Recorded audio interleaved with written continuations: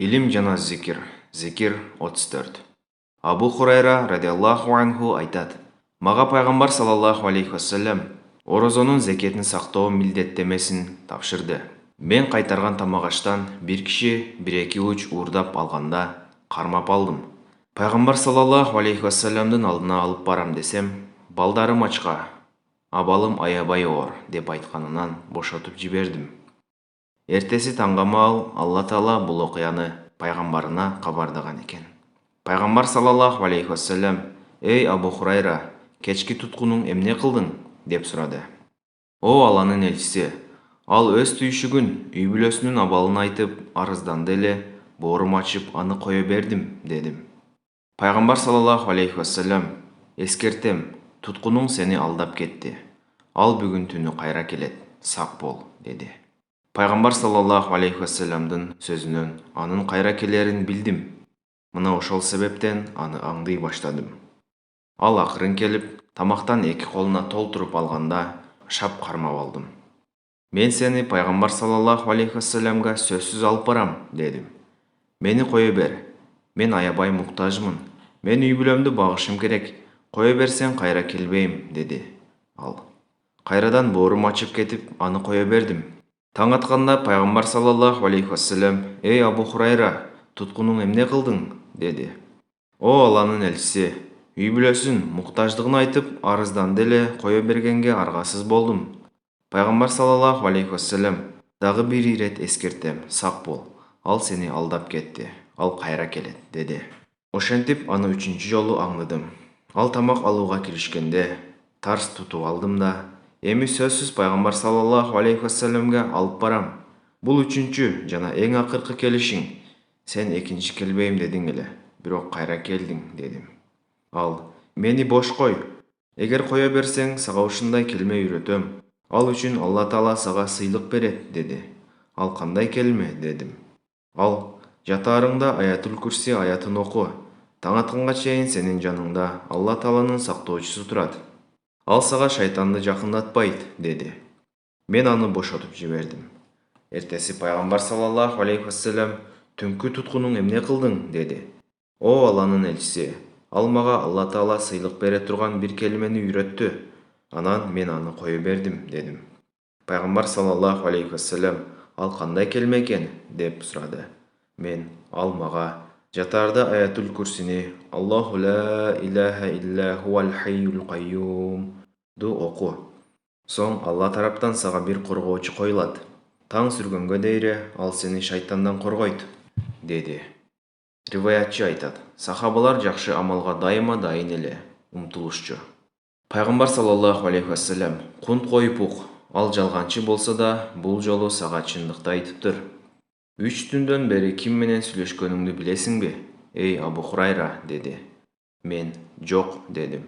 Пайгамбар саллаллаху алейхи вассалам: "Ал шайтан болчу", деди. Абу Айып Ансари радиаллаху анхунун риваятында: "Сен үйүңдө Аятул Курсини окусаң, шайтан, жин жана башка нерселер жолобойт", деп келген. Абу Хурайра радиаллаху анху айтат: "Мага пайгамбар саллаллаху алейхи вассалам орозонун зекетин сактоо милдеттемесин тапшырды. Мен кайтарган тамак аштан бир киши 1-2 уч уурдап алганда кармап алдым. Пайгамбар саллаллаху алейхи вассаламдын алдына алып барам десем, балдарым ачка, абалым аябай оор деп айтканынан бошотуп жибердим. Эртеси таңгамал Алла Таала бул окуяны пайгамбарына кабардаган экен. Пайгамбар саллаллаху алейхи вассалам: "Эй Абу Хурайра, кечки туткунуң эмне кылдың?"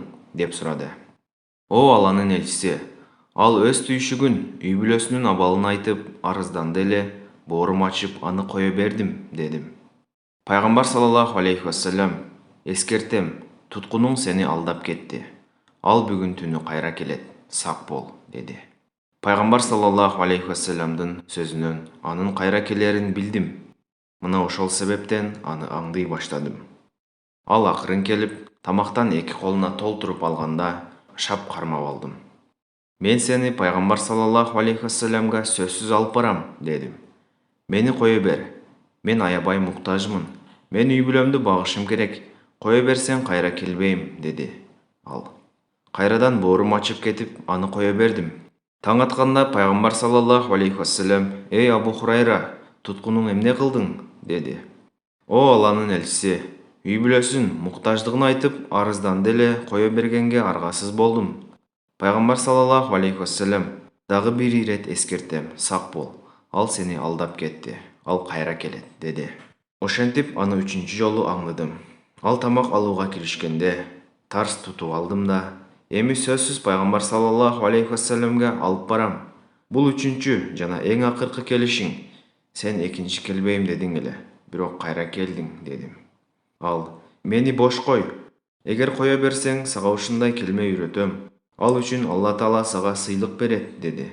«Ал кандай келме?» дедим. Ал: «Жатаарыңда Аятул Курси аятын оку. Таң атканга чейин сенин жаныңда Алла Тааланын сактоочусу турат. Ал сага шайтанды жакындатпайт», деди. Мен аны бошотуп жибердим. Эртеси пайгамбар саллаллаху алейхи вассалам: «Түнкү туткунуң эмне кылдың?» деди. «О Алланын элчиси, ал мага Алла Таала сыйлык бере турган бир келмени үйрөттү. Анан мен аны кое бердим», дедим. Пайгамбар саллаллаху алейхи вассалам: «Ал кандай келме экен?» деп сурады. Мен: «Ал мага жатаарда Аятул Курсини Аллаху ла илаха илля хуал хайюл кайюм ду оку. Соң Алла тараптан сага бир коргоочу коюлат. Таң сүргөнгө дейре ал сени шайтандан коргойт», деди. Риваятчы айтат: сахабалар жакшы амалга дайыма дайын эле умтулушчу. Пайгамбар саллаллаху алейхи вассалам: «Кунт коюп ук. Ал жалганчы болсо да, бул жолу сага чындыкты айтыптыр. 3 түндөн бери ким менен сүйлөшкөнүңдү билесиңби, эй Абу Хурайра?» деди. Мен: «Жок», дедим. Пайгамбар саллаллаху алейхи вассалам: «Ал шайтан болчу», деди. Абу Айып Ансари радиаллаху анхунун риваятында: «Сен үйүңдө Аятул Курсини окусаң, шайтан, жин жана башка нерселер жолобойт», деп келген. Бухари.